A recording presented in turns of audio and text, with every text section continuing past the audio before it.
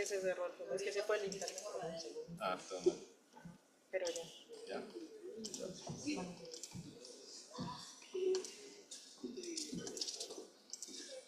Ya. Listo. Entonces empezamos por tractos motores, que sé que es una de las partes un poco más densas. Sobre todo la parte del control extrapiramidal del movimiento. Entonces, pues este es nuestro índice. Vamos a hablar de unas generalidades, vamos a hablar de los tractos piramidales y finalmente del extrapiramidal. Y bueno, dale. Y ahorita hablan de la parte sensitiva. Lo de siempre, la bibliografía recomendada, muy importante los libros de neurociencia, porque les explican a detalle pues, cómo funciona todo esto. Entonces, pues iniciamos por unas generalidades. Entonces, digamos, acá lo importante es ver cómo se genera el movimiento. Entonces el movimiento en general, como que físicamente es ese cambio de posición en función del tiempo de un objeto X. ¿Listo? Entonces ahora la pregunta es cómo se genera. Y sabemos que tenemos unas estructuras corticales, sobre todo ¿cuál? Ahí la más famosa, que se encuentra en el giro central, la corteza motora primaria. También tenemos una corteza suplementaria y una corteza premotora. Y eso nos da como una noción de dónde se genera el movimiento. Pero por alguna razón hay vías, y hay vías del movimiento. Porque si bien el movimiento se genera en la corteza cerebral, yo en este momento estoy moviendo mi mano. Sí, estoy gesticulando, estoy ahí como medio tieso, me estoy moviendo. Pero eso tiene que llegar hacia el músculo, ¿ok? Y eso llega por medio, o sea, hasta el músculo por medio de unas vías. ¿Listo? Y son en general dos vías importantes. La corticoespinal, ¿listo? Pero también la extrapiramidal, que va a tener, digamos, unas funciones importantes como en el refinamiento del movimiento.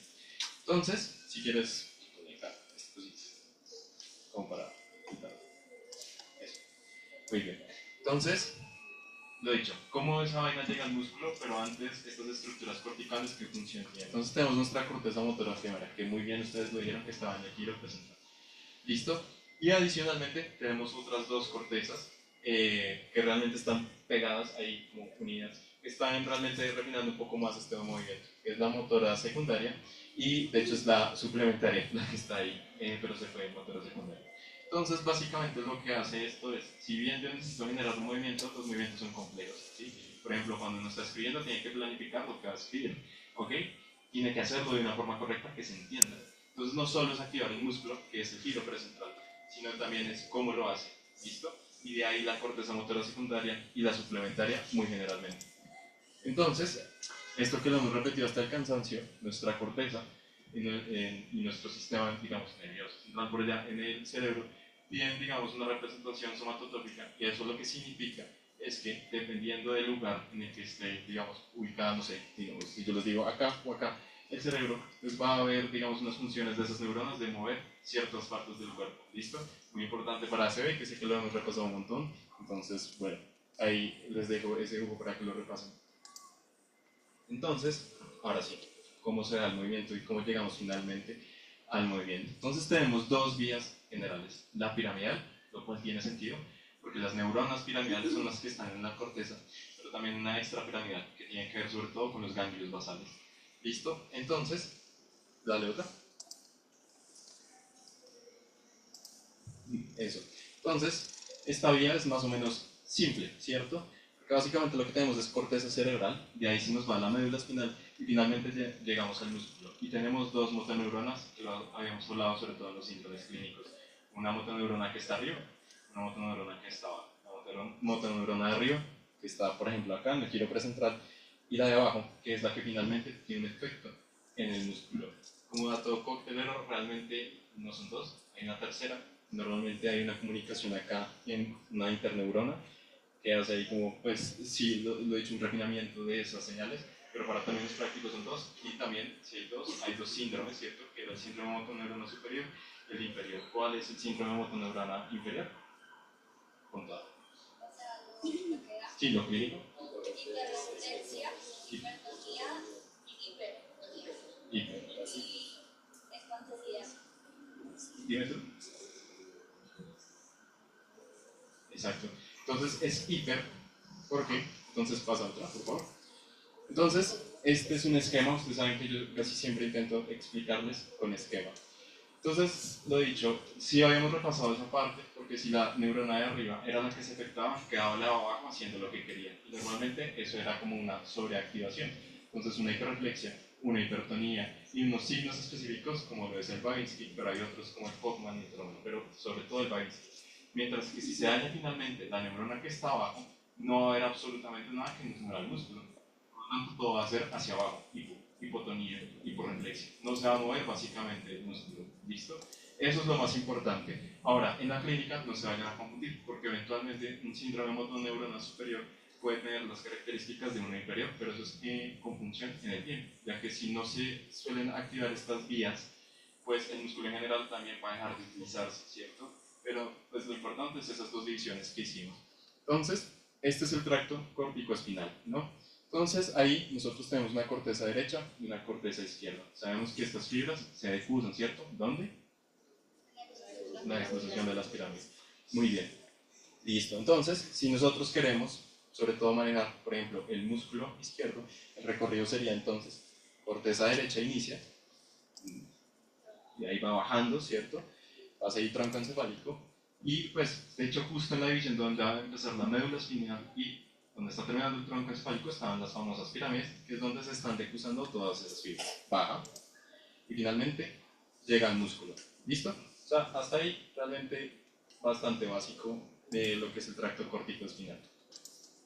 Algo importante e interesante es que el 20% de esas fibras no se van a usar, sino van a seguir ipsilateralmente, pero el 80% sí lo hacen. Por eso, evidentemente, si tenemos una afectación de la corteza, digamos, derecha, pues igual va a ser prominente en su lado contralateral, porque es igual el 80%. ¿Listo? Entonces, esto es lo mismo, pero en vez de digamos, un esquema, lo que tenemos acá es la representación ya, digamos, del tracto en el sistema nervioso central, pero es exactamente lo mismo. Tenemos una corteza que está bajando, de hecho por acá están los núcleos de los pares craneales, que significa ¿qué es esto? Sí, es el tallo, básicamente es el tallo, y va bajando. ¿Listo? Y ahí tenemos la médula espinal. En la médula espinal, esto va a ser, yo creo que lo más importante de esta tutoría es que se lleven esto. Acá tenemos una asta dorsal y ventral. ¿Cuál es la función de ella? Pues, primero, ¿cuál es el asta dorsal? ¿Será esta o es esta? Esta será la dorsal, esta será la dorsal. ¿Esta? ¿Qué dice? ¿Ventral? ¿Dorsal? ¿Dorsal ventral? ¿Esta? Esta es la dorsal. ¿Y qué información lleva la dorsal? Sensitiva. Y en cambio, pues la ventral, ¿qué información lleva? Listo. Entonces ahorita con la van a ver sobre todo unos cortes histológicos, pero yo creo que realmente eso es lo más importante como para, ya saben, el día de mañana. Entonces pues sí, tenemos básicamente estas dos vías. Hay una vía córtico-vulvar, y córtico-vulvar lo que significa son las vías de los pares craneales. O sea, si bien por ejemplo tenemos una representación somatotópica de cómo se va a controlar la cara, por ejemplo, sabemos igual que eso es función de un par craneal, que es el facial, el séptimo par craneal. ¿Listo? Entonces a eso se refiere, porque sí tenemos una corticoespinal y una específica para los pares craneales, solo que esa de los pares craneales termina por aquí, ¿sí? Termina en el tronco encefálico y va a tener que ver con los núcleos de los pares craneales. Eso como básico. ¿Listo? Entonces, lo mismo, la correlación clínica, sé que este esquema ya se los había mostrado en la localización anatómica del ACV, que nos habíamos adelantado, pero es lo mismo para el que no le quede claro. Entonces, ¿cierto? Acá tenemos esta neurona arriba, pero tenemos la otra neurona abajo. ¿Listo? Entonces, si quieres dale una. Básicamente, yo les hacía este esquema de cómo va surgiendo el movimiento. Entonces teníamos estas dos neuronas, la que está arriba, la que está abajo, controlando directamente al músculo. Entonces, si se llega a dañar esta va a quedar sin control. De ahí la explicación de los síntomas que ya habíamos hablado y también de los signos. ¿Listo? En cambio, si se dañara la de acá, pues básicamente nadie está controlando el músculo, nadie lo está muy cierto. Entonces, yo creo que alguien tiene alguna duda de eso. ¿No? Entonces, vamos ahora sí, yo creo que a lo extrapiramidal, que es un poco lo más complejo. Entonces, acá les dejo en general un resumen y vamos con el extrapiramidal. Entonces, extrapiramidal. Entonces, el extrapiramidal va a ser muy relevante en una serie de enfermedades, sobre todo la más representativa es la enfermedad de Parkinson, como ya lo han estado estudiando. Pero hay otras que antiguamente se les llamaban síndromes parkinsonianos plus, como la atrofia de múltiples sistemas, la parálisis supranuclear progresiva, etc. Y lo que pasa es que estos ganglios basales, o los núcleos de la base, también van a tener que ver en todo el control del movimiento. Entonces, digamos, si yo quiero mover mi brazo, yo quiero moverlo hacia allá, pero no lo quiero mover hacia acá, ¿cierto? Y la pregunta es, ¿debe haber un sistema que no haga que se mueva hacia acá? De ahí la importancia del sistema extrapiramidal. Entonces, en general, va a estar permitiendo, pero también inhibiendo el movimiento. Va a ser muy refinado con los movimientos que se escojan. De ahí las distintas manifestaciones clínicas que tienen los pacientes cuando se daña el sistema extrapiramidal. Y este sistema extrapiramidal tiene que ver sobre todo, lo he dicho, con los ganglios basales, que este es, ¿cuál? Este es el caudado, este.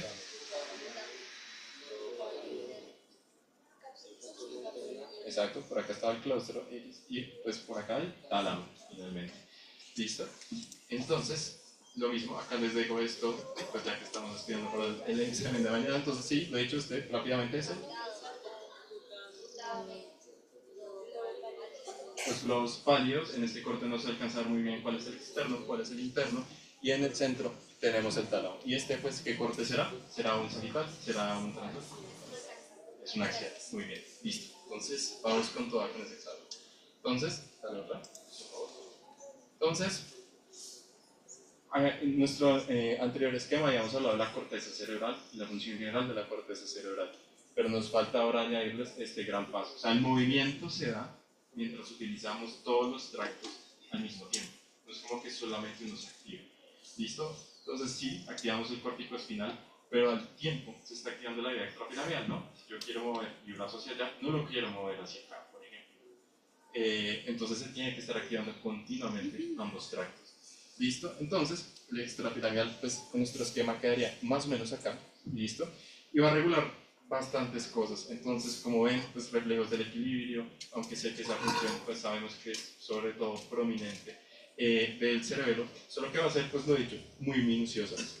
Y va a tener también muchísimas proyecciones a otras vías, como la corticoespinal, pero en general otras, ruroespinal, tectoespinal, vestibuloespinal, reticuloespinal, muchísimas vías. Lo importante es que todo el sistema está conectado. El más importante es el corticoespinal y el otro motoramente es el extrapiramidal. Rápidamente se acuerdan de algún signo clínico de los más representativos cuando se dañaba la vía extrapiramidal. Sí, todavía. Coria, no especifico cuando se daña el núcleo subtalámico, muy bien. Y se acuerdan de la rueda dentada, que era muy representativa, ¿cierto? Que empezaba a ser así el paciente cuando se empezaba a movilizar. Pues lo que viene siendo la mano. ¿Listo? Esos signos importantes por si les llegan, no sé, a poner un núcleo subtalámico, ustedes ya saben que es coreano. O si les ponen los ganglios basales, pues ya sabrían, digamos, describir qué tipo de alteración puede haber. Entonces, acá unos conceptos de fisiología importantes. Esta vía, en específico, va a tener una integración de muchas cosas. Entonces tenemos para allá nuestras motoneuronas en la corteza funcionando y tienen una función específica, que puede ser la cara, el brazo, etc. Ahora ubicémonos en los ganglios basales. Entonces, como todo en el sistema nervioso se comunica gracias a ¿qué? Receptores y neurotransmisores paso.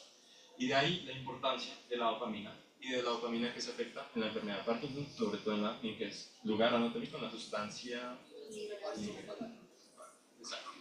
Muy bien. Entonces, lo dicho, el sistema nervioso, en específico, justo acá en los ganglios basales, va a tener lo mismo, una serie de receptores que van a mediar distintas funciones del sistema. Tenemos unos receptores de familia D1, que de hecho comprometen el receptor D1, pero también el D5. Y también tenemos unos receptores D2, que es la familia, y tienen todos estos. Entonces, algo importante acá, no sé si lo alcanzaron a ver, sobre todo en clase, es que estos van a tener, digamos, algo muy neurofisiológico, que es, digamos, la contracción, bueno, la liberación de neurotransmisores de una manera básica y tónica.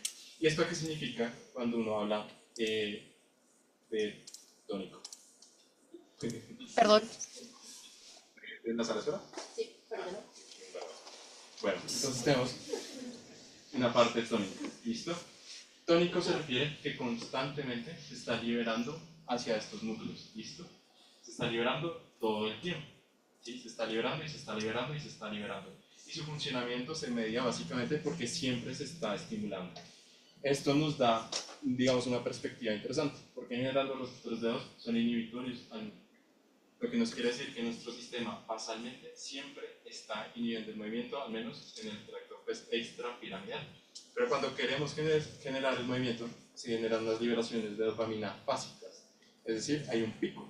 ¿Listo? Si vamos a generar el movimiento, pues se genera muchísima dopamina y ahí es cuando los receptores de dopamina B1 y también D5 van a activarse. ¿Listo? Esto tiene que ver también con otras cosas que después las podríamos hablar, pero sobre todo es que los receptores de 2 son mucho más afines a la dopamina. Es decir, no necesitan mucha dopamina. De hecho, la explicación de que siempre estén como activados, ¿cierto? Mientras que estos tienen una afinidad muchísimo menor y necesitamos un pico altísimo de dopamina para que se genere, digamos, el movimiento en este caso. ¿Listo? Entonces, eso es lo importante de estos receptores. ¿Quiénes los activan? La dopamina. ¿Y quiénes tienen estos receptores? Pues los ganglios basales, ¿cierto? Lo que es el glutamato, el glutamato, todos ellos tienen estos receptores y de ahí pues, se van a ir mediando las interacciones de las distintas vías. ¿Listo? Por favor. Entonces, este es el resumen más importante. Porque no sé si ya estudiaron el tema y es bastante confuso. El globalidad interna y nivel glandular y así sucesivamente. Entonces, primero que todo, la familia D1, compuesta por los receptores D1 y D5 en general, tiene un efecto que promueve el movimiento. En cambio, los D2 no promueven el movimiento. Y asociado a ello, hay unas estructuras específicas que suelen, en general, promover el movimiento, como cuáles, el globo pálido externo y en su contrario, su contraparte, el núcleo subtalámico y el globo pálido interno. ¿Listo? Eso es lo más importante y debemos partir de ello. ¿Cuáles son excitatorios y cuáles son inhibitorios en el movimiento? ¿Y qué estructuras suelen en general ser excitatorias o inhibitorias en el movimiento? ¿Listo? Ya sabemos que el globo pálido externo promueve el movimiento. Es decir, si yo lo activo, se va a generar el movimiento. ¿Qué pasa si yo inhibo al globo pálido externo? ¿Se genera o no se genera el movimiento? No se genera. Lo mismo acá, el núcleo subtalámico y el globo pálido interno, ¿qué hace? Que no se genere el movimiento. Y de ahí la confusión, yo creo que más importante del tema, que uno habla de excitación e inhibición en estructuras excitatorias e inhibitorias y se vuelve un trabalenguas. Pero a ver, si estas estructuras, como lo es el núcleo subtalámico y el globo pálido interno, tienen como función principal no generar el movimiento, ¿qué va a pasar cuando yo las active? O lo mismo cuando yo las excite. ¿Se genera o no se genera? No se genera, porque su función es que no se genere. Exacto. Si yo activo el acelerador del carro, pues el carro que le va a pasar. Pero si yo activo el freno, se disminuye el movimiento. Entonces, de ahí la primera gran conclusión, que uno empieza a hablar de excitación o inhibición de estas estructuras, pero unas son excitatorias en el movimiento y otras son inhibitorias en el movimiento. Y son dos conceptos pues muy paralelos, pero no son lo mismo. Entonces, sí, lo he dicho, si yo activo los frenos, pues se frena el movimiento. Y sería lo mismo decir, si yo excito el núcleo subtalámico o el globo pálido interno, se va a inhibir el movimiento. ¿Listo? Entonces, viceversa. ¿Qué va a pasar si yo inhibo al globo pálido externo, principalmente? ¿Se va a generar o no se va a generar? En general, no se ve. Y si yo inhibo a los frenos, ¿qué va a pasar? Se genera el movimiento. Entonces, de ahí se empiezan a generar estas vías. ¿Listo? Que yo intenté esquemáticamente explicárselos, pero lo importante es que tengan ese concepto. Entonces vamos a intentar desglosarlo. Entonces, digamos que en general hay tres vías, como que utilizan nuestros ganglios basales ya sea para generar el movimiento o no generarlo. Tenemos una vía que genera el movimiento. Esa vía se llama directa. Ahora tenemos dos vías que tienen como función principal que no se genere el movimiento. Hay una indirecta, que es un poco más lenta, y una vía hiperdirecta, que como su nombre lo dice, es hiper, es muchísimo más rápida y que se inhiba el movimiento. Y acá es que empezamos con este trabalenguas. Pero acá intenté mantener lo que yo les había explicado anteriormente, como con estas cajitas. Y entonces, el color rojo representa sobre todo es que no se genera el movimiento, mientras que el color verde significa que se genera el movimiento. Entonces, empecemos por la vía que genera el movimiento, que era la vía excitatoria de uno. Yo les había dicho que habían dos tipos de liberaciones de los neurotransmisores sobre estos receptores, unas que eran tónicas otras básicas. ¿Se acuerdan de qué tipo era el de uno? Básicas. Sí, ¿cierto? Necesitamos unos picos para generar el movimiento. Listo. Entonces, tiene sentido. Hay una interacción que no vamos a entrar a detalle, pero porque esto tiene también unas vías y unos neurotransmisores, digamos, específicos para que la corteza, en general, digamos, el giro precentral y la sustancia negra se estén continuamente comunicando. Entonces, esto de hecho tiene aún más como trasfondo, pero esto es lo básico. Entonces, sabemos que en un caso hipotético, nosotros vamos a querer que se genere el movimiento. ¿Listo? Nos vamos a mover, ¿sí? Nos vamos a levantar, vamos a escribir. ¿Cómo se va a generar eso? Entonces, la corteza y la sustancia negra van a tener un efecto excitatorio en el estriado. ¿Se acuerdan qué era el estriado? Putamen y caudado. Entonces, la persona que acelera el carro o frena el carro es el estriado. Esa va a ser la persona. Entonces, la persona tiene esos dos efectos. Yo puedo acelerar o puedo frenar, dependiendo de qué yo quiera. ¿Listo? Entonces, partamos de ahí. El estriado puede hacer básicamente lo que quiera. Él es al final el que va a decidir qué hacer. Aunque ya sabemos que eso viene de la corteza. Pero en unos términos básicos, el estriado es más o menos el que va decidiendo.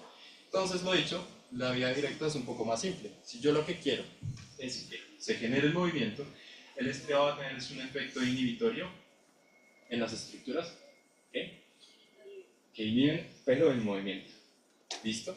Si yo inhibo los frenos, es decir, podría ser soltarlo, se genera el movimiento. ¿Listo? Y el tálamo envía una señal cortical que hace que se genere el movimiento. ¿Listo? Es este el esquema. Entonces, lo que pasa es que en los esquemas de los libros, pues van a decir que acá se libera, por ejemplo, glutamato de la corteza, sobre todo se libera glutamato al estriado, que era el glutamen y el caudado. ¿Listo? Y el estriado va a liberar es GABA al sistema inhibitorio, y por ahí la confusión. Pero básicamente lo que nos están diciendo es que están desactivando el freno y el movimiento se está generando. Esa es la vía directa. ¿Alguna duda hasta el momento? Es más o menos claro lo que estamos hablando. ¿Sí? Listo. Entonces, de ahí lo más importante de la vía que genera el movimiento es inhibir a los frenos. Listo. Ahora vamos a conversar de dos vías, que son las que van a continuamente generar inhibiciones del movimiento. Se pone un poco más compleja. Y esta es la vía indirecta. Entonces, la vía indirecta, de hecho, va a partir del mismo principio. El estriado como que casi no le gusta estimular a lo que genera o no genera el movimiento. Sería más fácil que el estriado, por ejemplo, estimular al globo pálido interno. Y listo, no se genera el movimiento. Pero por alguna razón esto no funciona así. Si no funciona, a la manera complicada. Y en este caso, la vía indirecta, lo que va a partir es de inhibir lo que genera el movimiento. Exactamente. Entonces, el globo pálido externo, que lo habíamos puesto en nuestras cajitas, que era el que generaba el movimiento, en la vía indirecta es el que se va a inhibir. ¿Listo? Eso es lo que tienen que saber de la vía indirecta. Ahora bien, realmente cómo funciona es que el globo pálido externo, sobre todo, para que se genere el movimiento, lo que está haciendo continuamente es inhibir otras estructuras, como lo es el núcleo subtalámico y el globo pálido interno. Y de esa forma se genera el movimiento. Lo que pasa es que acá lo que hizo el estriado es desde aquí inhibir a que genera el movimiento y por ende no se genera el movimiento, ¿cierto? Entonces, si ustedes ven, esta es una vía más o menos larga, ¿cierto? Porque hay varios núcleos que están asociados. De hecho, acá tenemos más o menos 3. Entonces, la idea es que esto se pudiese hacer más rápido y ya lo vamos a ver. ¿Listo? ¿Alguna duda hasta ahí? ¿O vamos bien? Es claro, listo. Entonces, las flechas verdes y rojas lo que significa son excitaciones o inhibiciones mediadas por neurotransmisores. Principalmente acá lo que vemos es que la corteza vuelve a estimular al estriado. Pero en este caso, el estriado lo que va a hacer es por medio del GABA inhibir al globo pálido externo. Listo. Si yo inhibo al globo pálido externo, ya no tengo a nadie que me inhibía a los que inhibían el movimiento. Y ahí inhibir al que inhibe. Eso es básicamente lo que está referenciando esto. Entonces, si esta gente, su función es no generar movimiento, pues acá, pum, corta este proceso y libremente no van a generar movimiento. Bien, ¿sí? Muy bien. Ahora yo puedo hacer esto mucho más rápido. Yo puedo saltar al estriado y eso se llama la vía hiperíndice. Yo lo que puedo hacer es inmediatamente estimular al núcleo subtalámico este va a estimular a su vez al globo palio interno y listo, no se genera el movimiento.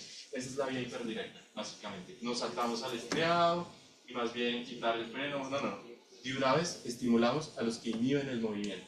¿Listo? Entonces, la vía hiperdirecta, pues creo que les daban en la clase, va a ser muy útil, por ejemplo, a la hora, no sé, de corregir movimientos rápidamente, porque es muy rápida. Entonces, pues, no lo sé, si justamente estoy, por ejemplo, en un juego de coordinación motora y lo que necesito es no, o sea, me dicen, oprima acá en vez de acá, pero uno lo está haciendo rápidamente, uno lo que quiere es oprimir acá, uno acá. La vía hiperdirecta sería muy útil en esa parte de coordinación porque me diría que no me fuese hacia acá, sino hacia acá. ¿Listo? Entonces por eso estas vías son muy complejas porque todas están pasando al mismo tiempo. Y de hecho la hiperdirecta, la indirecta, la directa, todas están más o menos funcionando al mismo tiempo. Y ustedes lo ven en este movimiento, ¿cierto? Si yo muevo mi brazo, lo quiero mover hacia un lado. Entonces en general tendríamos una activación pues, para mover, ¿cierto? Pero yo por ejemplo no quiero es activar mi pierna. Y así sucesivamente, por eso es que digamos, el sistema se va volviendo un poco más complejo porque se está comunicando con todo y todo. Pero lo importante era eso, quiénes inhiben a quién y quiénes estimulan a quién. ¿Hasta ahí hay alguna duda? ¿O quedó claro? Quedó más claro. Entonces sí, pues realmente es digamos eso con la vía extrapiramidal. Son los esquemas de los libros, pero son básicamente lo mismo que acabamos de mencionar. Lo que pasa es que en los libros sí les van a especificar qué neurotransmisores están generando la excitación o la inhibición, pero es más o menos lo que yo intenté hacer con las flechitas. Las flechitas verdes tenían un efecto excitatorio, mientras que las rojas tenían un inhibitorio, que era sobre todo mediado por el GABA. Pero van a haber otros neurotransmisores muy importantes, como lo es la acetilcolina. Pero es más o menos el mismo esquema. Vemos al globo palio externo, vemos al globo palio interno, y vemos esas interacciones en cada uno. Ya sabemos que el núcleo subtalámico sobre todo tenía una función inhibitoria o excitatoria en el movimiento. El núcleo subtalámico genera movimiento o impide el movimiento. Impide el movimiento, es el más rápido en hacerlo gracias a que estimula al globo palio interno. Y acá lo están viendo. El globo palio interno tiene una, digamos, la forma en la que se comunica con el tálamo es por medio de GABA. Entonces es exactamente la misma vía la que vimos con los esquemas anteriores. Bien. ¿Qué pasó? En la vía indirecta, después de que se inhiba el globo palio externo, ¿el núcleo subtalámico se activa o se inactiva? Ahí. Entonces me decías. Cuando se inhibe el globo palio externo, ¿el núcleo subtalámico se activa? Se activa. Ah, Se activa, porque ya no hay nadie que lo inhiba. ok. Ya. Exacto. Si mi misión acá, en la indirecta, es que no generar el movimiento. Entonces, el sistema, como va a funcionar, es en vez de estimular directamente al subtalámico, que es el caso de la vía hiperdirecta, va a ser un poco más lento. Y lo que va a hacer es más bien saltarse hasta aquí, mucho más atrás. Y lo que va a hacer es inhibir al globo palio externo. ¿El globo palio externo generaba o no generaba el movimiento? Generaba el movimiento. ¿Y cómo lo hace? Es inhibiendo a los que no permiten que el movimiento se genere. De ahí el trabalenguas, ¿sí me entienden? Entonces, en esta vía lo que pasa es que el globo palio externo se va a inhibir. Y si el globo palio externo genera el movimiento, ¿qué va a pasar? No se va a generar el movimiento. Gracias a que los frenos quedan sin frenos a la vez. ¿Sí me entienden? Entonces, de ahí la importancia en que, como que revisen el esquema, no memorizárselo porque yo creo que va a ser horrible memorizarse esto, sino sobre todo es entenderlo. ¿Listo? Igual, lo importante era en qué estructuras generaban el movimiento y cuáles no. ¿Listo? Que fue la primera diapositiva como de todo este tema. Sí, que esta. No. Hasta acá. Este es el resumen. ¿Listo? Solo que en las vías, a cada una va a interactuar de alguna forma en específico. ¿Listo? ¿Cómo vamos hasta ahí con la parte motora?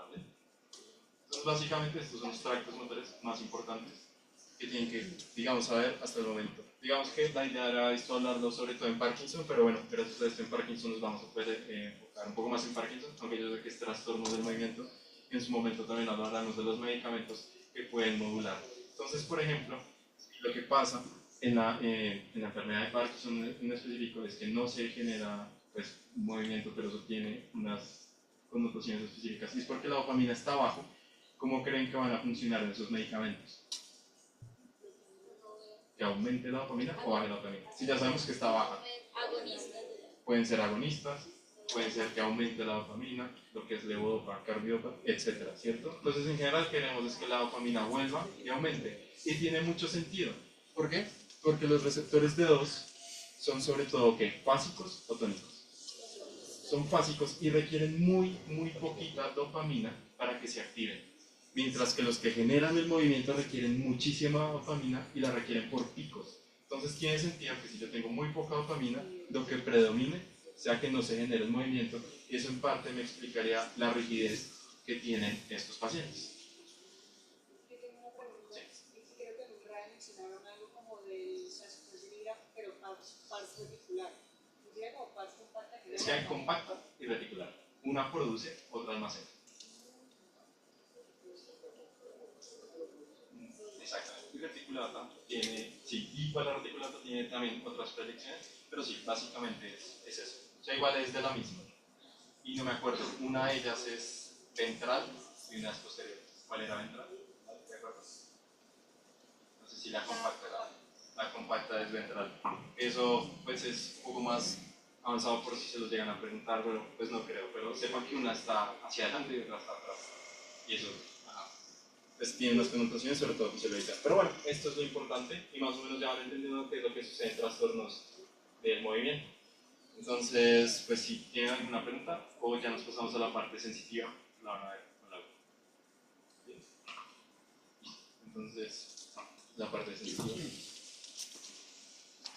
Gracias.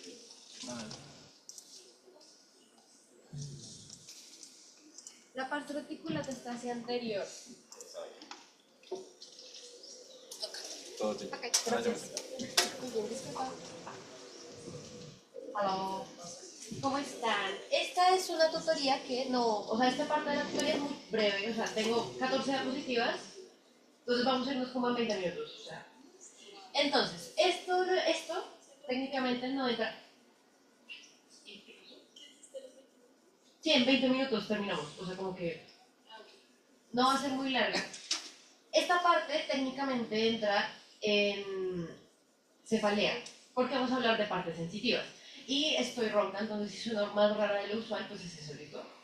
Esto entra en parte sensitiva, pero por recomendación de algunos docentes nos dijeron, váyanselas por si acaso. Además que con esto repasamos médula, les voy a mostrar, como dijo Omar, un diagrama de la médula que les va a servir mucho, por si llegan a preguntar alguna cosa así, como atípica. Entonces va a ser muy puntual, ¿listo? Va a ser como muy específico.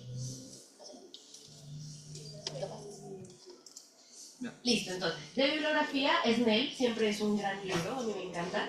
Neuroanatomy Through Clinical Cases es también muy chévere, diagramas muy bonitos. En esos dos quedan como perfectos con eso. Entonces, vamos a hablar de los tractos sensitivos, ¿listo? Primero tenemos que hablar de qué carajos es eso. Entonces, Omar ahorita les estaba hablando de los tractos motores. Los tractos motores, a.k.a. tractos descendentes, que van desde la cabeza hasta donde tienen que moverse los músculos, o sea, de arriba para abajo. Estos van de abajo para arriba. De los dedos, de la punta de los pies, del estómago hacia arriba. Literalmente son tractos que ascienden. ¿Listo? Y estos van a llevar la función sensitiva. Tanto los tractos motores como los sensitivos van a tener una nomenclatura específica. La de los tractos sensitivos, que es la que estamos viendo, van a ser tractos que van a iniciar siempre con la palabra espino. ¿Listo? Porque vienen de la médula espinal hacia alguna parte del encéfalo.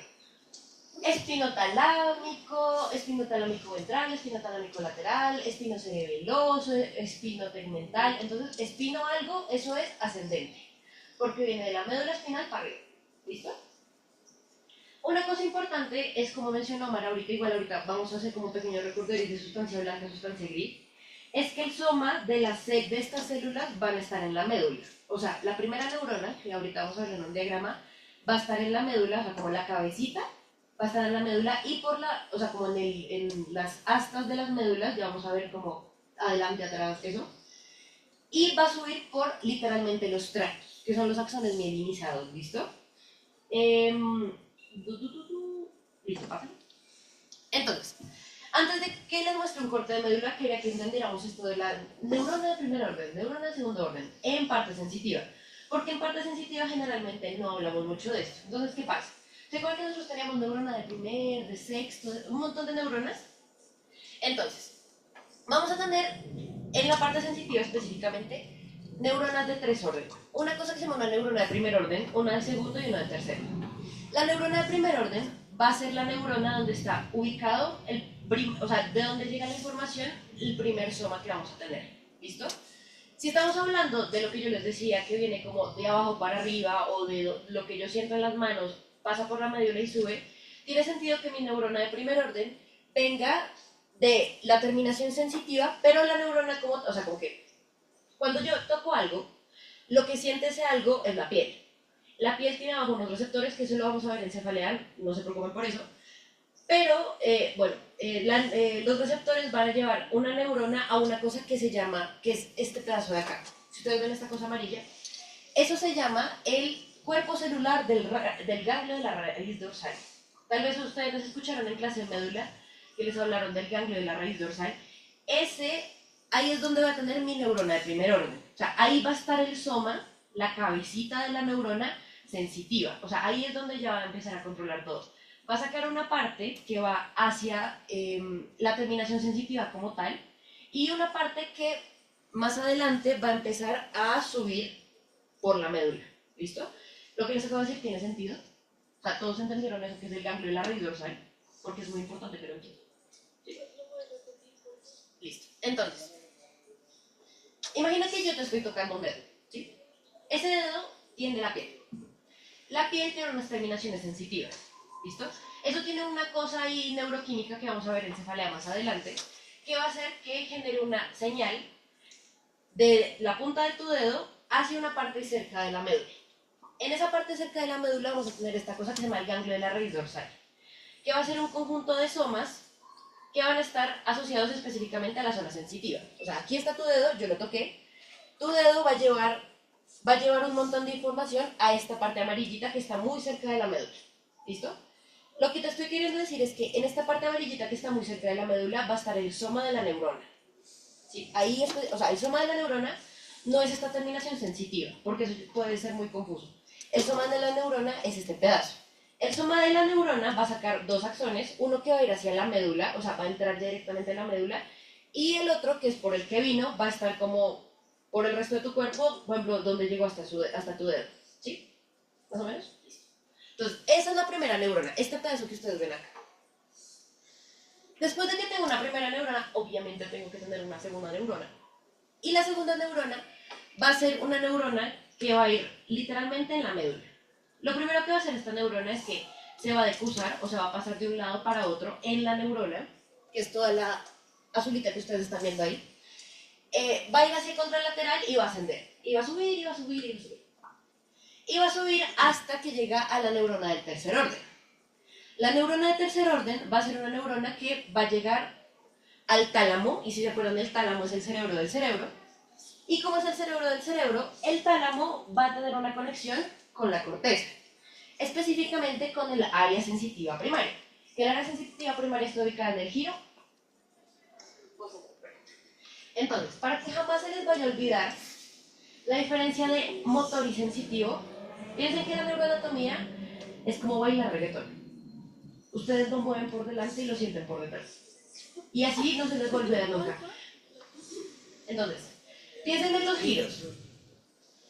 El precentral es el del movimiento, el postcentral es el de la sensación. Yo lo muevo por delante y lo siento por detrás. Es como parear. Eso no se les vuelve a ver nunca. ¿Listo? Entonces, si ustedes se acuerdan, en sus talleres de médula y todas esas cosas que hicieron, tenían una imagen súper parecida a esta porque es la misma imagen sin colores. Esta es un corte de la médula. ¿Listo?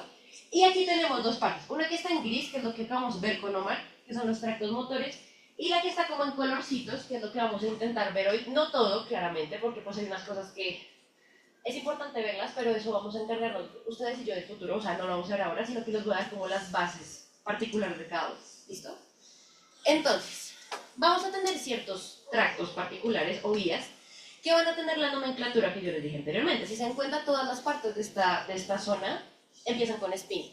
Espino cerebeloso, espino talámico, espino olivar, espino... O sea, todas son espinas.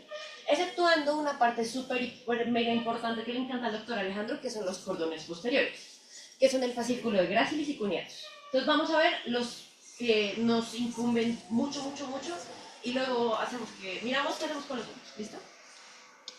No me entero, dale. Una cosa importante es que esto es ventral, o sea, esto es hacia adelante y esto es hacia atrás, ¿listo? Hacia adelante, hacia atrás. Por eso estos se llaman los cordones posteriores, porque pues están hacia posterior, ¿listo? Esto es hacia adelante y esto es hacia atrás. Y como les estaba diciendo anteriormente, ¿se acuerdan que aquí en este pedacito que es esta H tenemos los somas de todas las neuronas? Y por ahí es donde subo y todo eso. Y era lo que estábamos hablando de las astas. Voy a tener astas anteriores y astas posteriores, ¿listo? Las astas anteriores, yo lo muevo por delante y lo siento por detrás, van a ser motores. Las astas posteriores, yo lo muevo por delante y lo siento por detrás, van a ser sensitivas. Entonces, todas estas partes de acá van a salir los somas de esta parte que va a ser dorsal, va a ser la parte sensitiva, ¿listo? O sea, en este diagrama una cosa importante es que yo lo tengo dividido en dos partes. Esto es motor y esto es sensitivo. Pero en una médula no es así, o sea, todo este pedazo en una médula es sensitivo. ¿Sí? O sea, como que esta es solo una división gráfica para que ustedes lo entiendan, pero toda la médula puede ser sensitiva y toda la médula puede ser motora. ¿Sí? O sea, sí entienden esa diferencia, ¿cierto? Entonces, aquí va a haber un pequeño inciso porque hace unos días hablamos como de tálamo y algunas personas tienen como mucho interés en escuchar como unas cosas de tálamo y me parece importante tenerlo acá. Esto es un tálamo, que es una de las estructuras más fascinantes del cerebro. Si ustedes tienen una crisis epiléptica que sale del tálamo, es una crisis de ausencia, por si acaso. Y el tálamo tiene muchos núcleos. Si se dan cuenta, todos esos colores son unos núcleos. Entonces, ¿vamos a aprender los núcleos? Claro que no. O sea, yo ni siquiera me lo sé, entonces no vamos a hacer eso hoy. Pero lo que quería que ustedes vieran acá es que ahorita vamos a ver una cosa importante y van a ver dos núcleos muy importantes en esta parte sensitiva, que van a ser estos dos que les puse en morado. El núcleo ventral posterior lateral y el núcleo ventral posterior medial. Estos dos, este y este. Pásala. Eso tiene que ver con esto, ¿por qué? Porque estos dos núcleos, el núcleo ventral posterior lateral y el núcleo ventral posterior medial, estos dos, van a ir directamente a la corteza somatosensorial. Que si se dan cuenta, esto está en verde y esto está en verde. Y esta es la corteza somatosensorial. O sea, las proyecciones talámicas que van de aquí y aquí llegan acá. Eso quiere decir que estos son los núcleos talámicos que van a ser importantes para las cosas sensitivas. Y va a tener más sentido en un segundo. Esperen un segundo. Entonces, vamos a ir tracto por tracto. Que vamos a ver como 4 tractos. O sea, como que se los voy a torturar con más tractos. Vamos a ver 4, que son como los más importantes. Como los más grandes. Si se dan cuenta, Gabriel, corre esa cosita de arriba, como para lejos. No, lejos, eso, sí. Si se dan cuenta, algunas diapositivas van a tener una C. Esa C, según la literatura, o sea, bueno, cuando yo hablo de sensación, cuando miremos sensación, la sensación, cuando la clasifiquemos, va a ser una percepción que tiene el cuerpo que puede ser consciente o inconsciente. ¿Listo? Eso lo vamos a ver mejor en cefalea, pero cuando yo hablo de sensaciones conscientes son cosas que yo puedo como que mi cerebro puede ser partícipe de la sensación. ¿Listo? Van a ser sensaciones que van a ser inconscientes y van a tener una vía específica que vamos a ver hoy, pero todo lo que tengo no se va a ser una sensación consciente. ¿Listo? Entonces, cuando hablamos de sensación consciente, la primera vía que vamos a hablar va a ser la vía que lleva el dolor y la temperatura. La vía que lleva el dolor y la temperatura va a ser la vía espinotalámica lateral. Entonces, ¿qué quiere decir eso? Van a ser de la médula espinal, pues ya sabemos que nace del ganglio de la raíz dorsal, pero nace la vía de la médula espinal y sube al tálamo de manera lateral. O sea, textualmente el nombre nos está diciendo qué está pasando. Entonces, en la médula, donde estamos acá, ella nace de la manera lateral, o sea, este pedazo que ustedes ven acá amarillo, sube al tálamo y pues lo que lleva es dolor y temperatura. ¿Listo? Ella va a tener unos receptores principales que van a ser lo que yo les decía como sensación en las manos, que van a ser receptores de terminaciones libres en cualquier parte que tenga terminaciones libres, la piel, la mucosa, etc. La neurona de primer orden, como vimos anteriormente, va a ser el ganglio de la raíz dorsal. La neurona del segundo orden va a ser una cosa que se va a llamar la sustancia gelatinosa. Tengan eso en cuenta, luego hablamos de encefalea, tranquilos. La neurona de tercer orden va a ser importante porque ahí es donde vamos a empezar a jugar con el tálamo. ¿Se acuerdan que teníamos dos núcleos importantes del tálamo? Que teníamos uno ventral posterior medial y uno que era ventral posterior lateral. El ventral posterior medial va a darme toda la información sensitiva de la cara. O sea, tú cuando cacheteas a alguien, esa persona lo siente porque en el tálamo se activó esta vaina. El ventral posterior medial. Tú cuando le das una patada a alguien, no sé, en la cola, se activa esta parte, el núcleo ventral posterior lateral. Y el destino donde llega esa vaina es el área motor, el área sensitiva primaria, que es el giro central. Esto es lo que tienen que saber de este tracto, ¿sí? Se llama espinotalámico lateral. Nace de la médula espinal, sube al tálamo, va por lateral, textualmente va por lateral, lleva dolor y temperatura, ¿listo? Es como lo que tenemos que saber, básico, ¿listo? Básico. Vamos a tener un tracto muy parecido, casi igualito, que se llama el tracto espinotalámico anterior, que la única diferencia es que no está lateral, sino está anterior, pero va a llevarme cosas diferentes. Este me va a llevar un tacto leve, como cuando uno lo acaricia en la piel, que se siente como súper raro, así, o cuando lo cogen como pasito del brazo. Eso se está llevando por medio de este tracto espinotalámico anterior. Y si se dan cuenta, tenemos las mismas partes de transmisión. El receptor va a ser el mismo, terminaciones nerviosas libres. La neurona de primer orden claramente va a ser la misma, el ganglio de la raíz dorsal. La neurona de segundo orden va a ser la sustancia gelatinosa. La de tercer orden van a ser esos núcleos talámicos. Ventral posterior medial si de la cara, ventral posterior lateral si es del cuerpo. Y el destino cortical es el giro central. Es básicamente lo mismo, sino que este lleva otra cosa y está hacia adelante. ¿Listo? Vamos a tener este que es súper importante, que ya lo hemos más o menos mencionado. ¿Se acuerdan cuando hablamos de neurosífilis, de tabes dorsalis, de la marcha tabética? Todo es por esto. Vamos a tener dos tractos importantes que se van a llamar gracilis y cuneatus. ¿Listo? Estos tractos van a llevar muchas cosas. Muchas cosas. Van a llevar como las cosas fuertes, como cuando uno lo agarran fuerte, que siente como presión duro, o la vibración, la sensación de los músculos cuando uno le duele. Todo esto lo lleva gracilis y cuneatus. Estos van a tener unas diferencias. Bueno, gracilis y cuneatus están acá. Juntos se llaman las columnas posteriores porque, están hacia posterior. Y van a tener como unos receptores diferentes. Vamos a tener unos receptores particulares en la piel, eso lo vamos a ver en cefalea más adelante. Son estos, por si a alguno como les interesa, son los corpúsculos de Meiser y Pacini.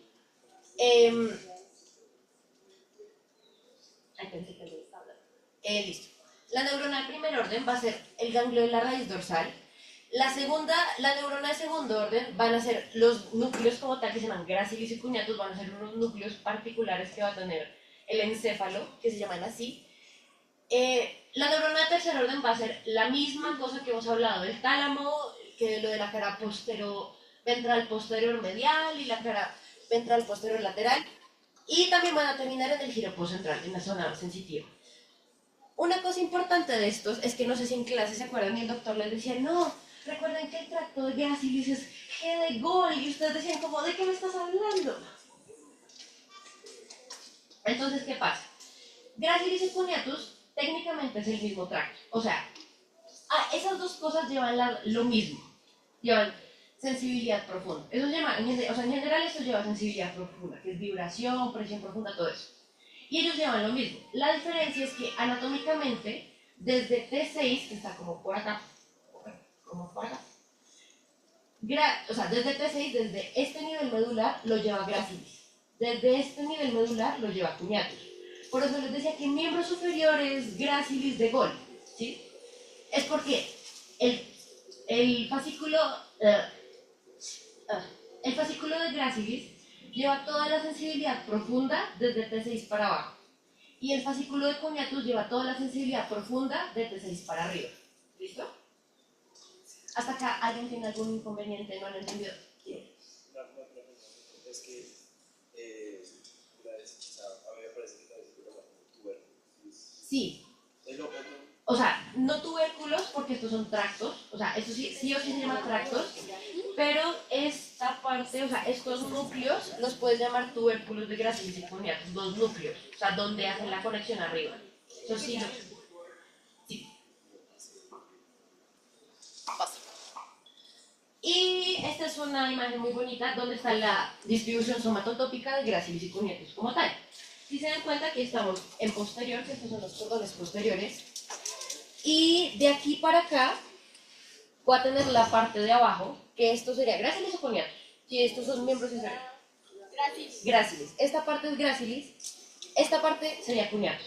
¿Listo? Y aquí es una representación de todo lo que hemos visto, o sea, todo lo que...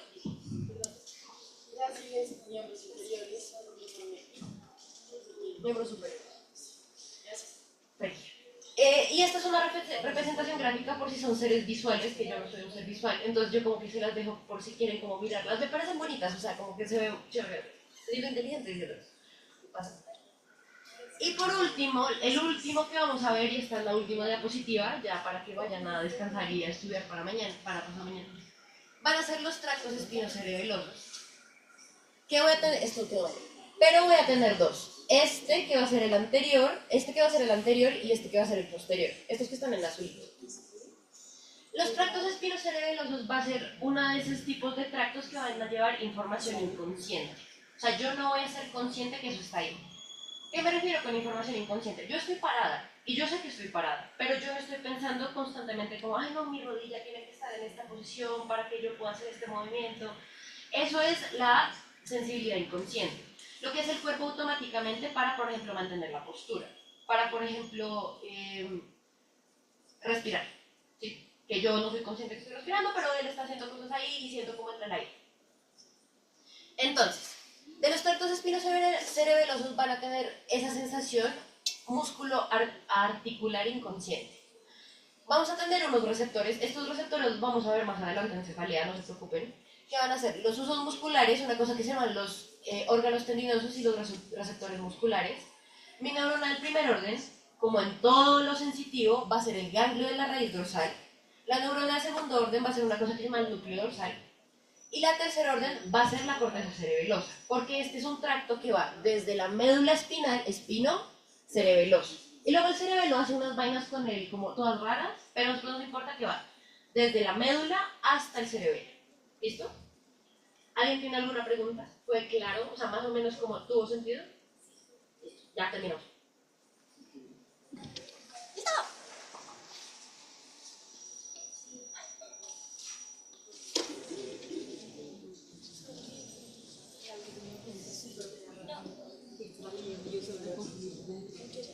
Hay relación entre el insus y el puro para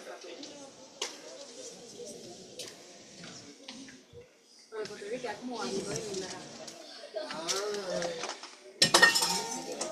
Sigo pasando diapositivas. Como que leí y hacen como una... Sí, es que no sé si es como si fuera como una zona olfatoria primaria y una zona olfatoria secundaria. Pero revisamos un diagrama.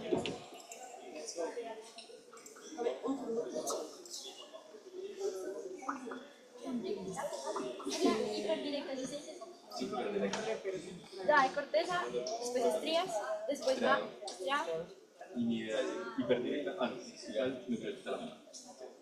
Hiperdirecta. Excita el núcleo subtalámico y el globo pálido. Sí, el núcleo subtalámico autoriza el globo pálido. Y ambos tienen la inhibición del movimiento.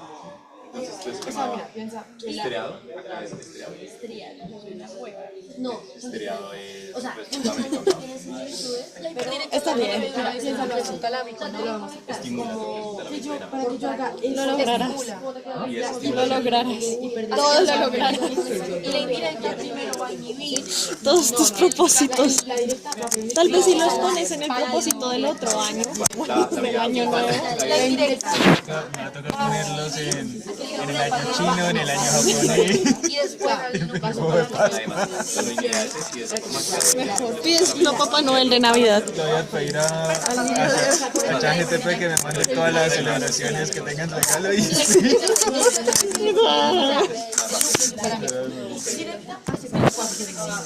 desde que genera la inhibición. Entonces, ¿Cómo se llama? La indirecta tensiona.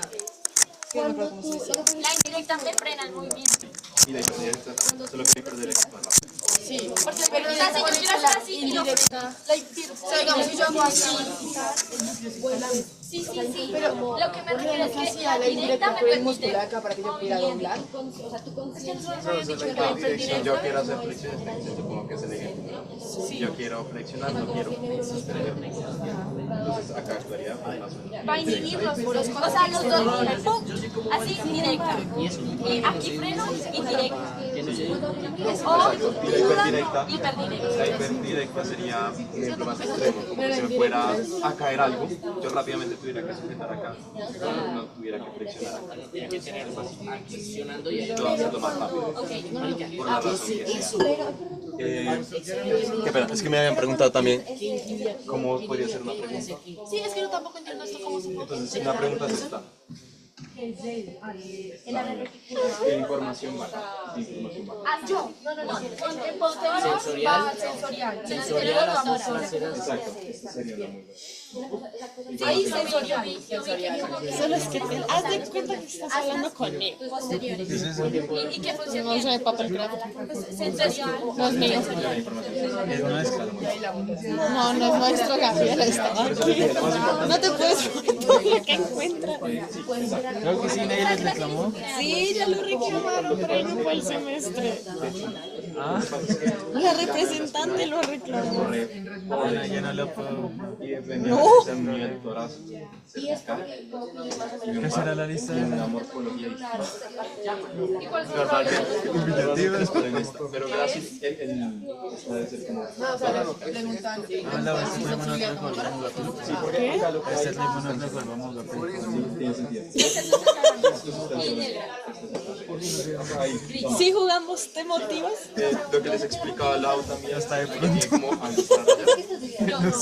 el ganglio de la raíz Un dorsal. día lo volvemos a hacer y ya sé, vamos, jugamos. Y llega alguien y lo invitamos a jugar a alguien. Es que eso fue lo que yo traté de hacer los esposos, ¿no te acuerdas? Pero ya se estaban yendo. Pues esta vez lo hacemos en serio. Porque no tiene que ser de medicina, ¿no? O sea, mejor que no sea. Exacto. Pero que la Pues neurociencia, muy bien, Gabriel. por eso... Ahora me tengo que llevar esto y saber qué ¿será que le digo, ay, le bajamos en los efectos perdidos, reclámalo cuando puedas? No, pues creo que le escribí a Laura. Ese es el tipo de neurona. A la O sea, ¿qué es bonita. lo que nos recomiendas para como estudiar más? Esto. ¿Qué otra pregunta la información? listo. Estamos hablando de la vía Y lo de los... Esa es una vía que llevamos de inconsciente. Todos mis tractos sirven para hacer esto. ¿Para matarme? No, para solo golpearlo así.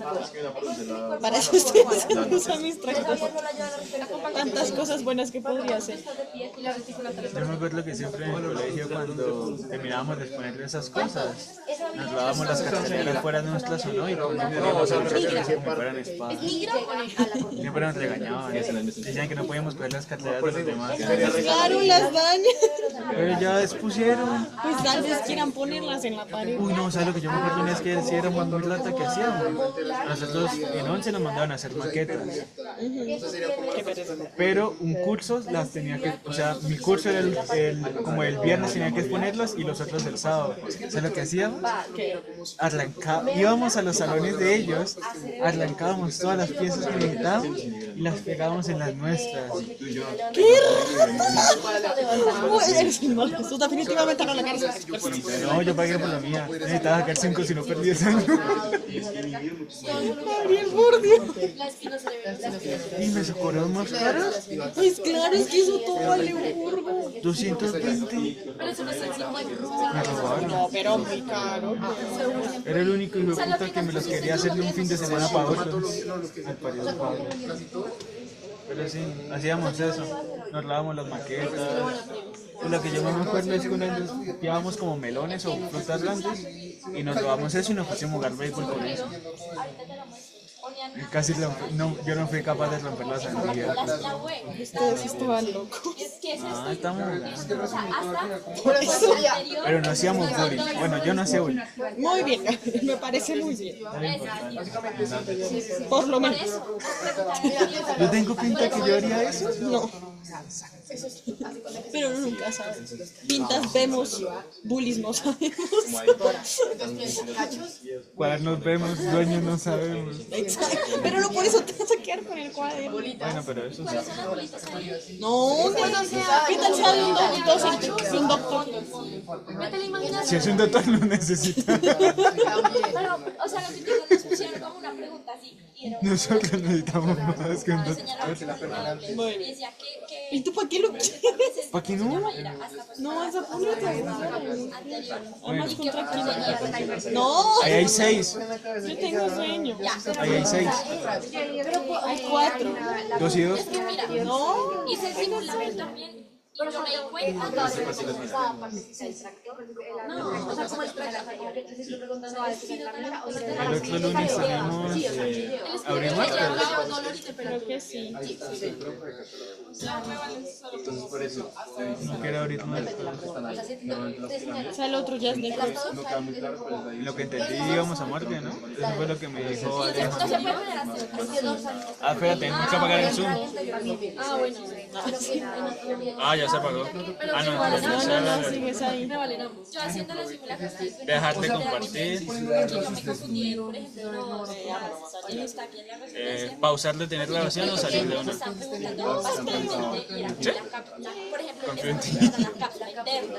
Pero Finalizar. mira, me